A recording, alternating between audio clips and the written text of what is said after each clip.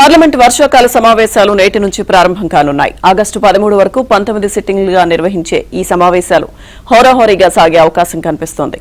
ఆర్థిక న్యాయ సంస్కరణల దిశగా కీలక బిల్లులను ఆమోదింపచేసుకోవాలని మోదీ సర్కార్ పట్టుదలతో ఉండగా ప్రభుత్వాన్ని ఇరకాటంలో పెట్టాలని విపక్ష ఇండియా కూటమి వ్యూహాలు రచిస్తోంది.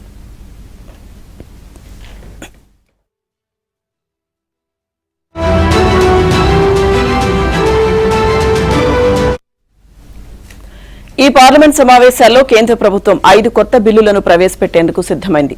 లోక్సభ నియోజకవర్గాల డీలిమిటేషన్, పార్లమెంట్, రాష్ట్రాల అసెంబ్లీల్లో మహిళలకు 33% రిజర్వేషన్ బిల్లులను ఆమోదింపజేసుకునేందుకు గత ఏప్రిల్లో నిర్వహించిన పార్లమెంట్ ప్రత్యేక సమావేశాల్లో మోదీ సర్కార్కు భంగపాటు ఎదురైంది. దీంతో ప్రభుత్వం వ్యూహం మార్చింది. ఈసారి ఎలాగైనా బిల్లును ఆమోదింపజేసేందుకు ప్రయత్నిస్తోంది.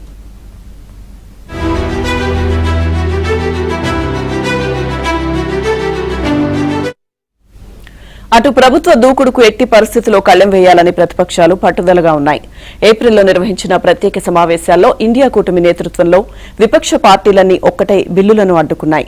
ఇదే స్ఫూర్తితో ఈ సెషన్లోనూ ప్రభుత్వంపై పోరాటం చేయాలని నిర్ణయించాయి. నీట్ పరీక్ష పేపర్ లీక్, అయోధ్య రామాలయంలో కానుకల చోరీ, E20 పెట్రోల్ తదితర అంశాలు విపక్షాలకు ప్రధాన అస్త్రాలుగా మారాయి.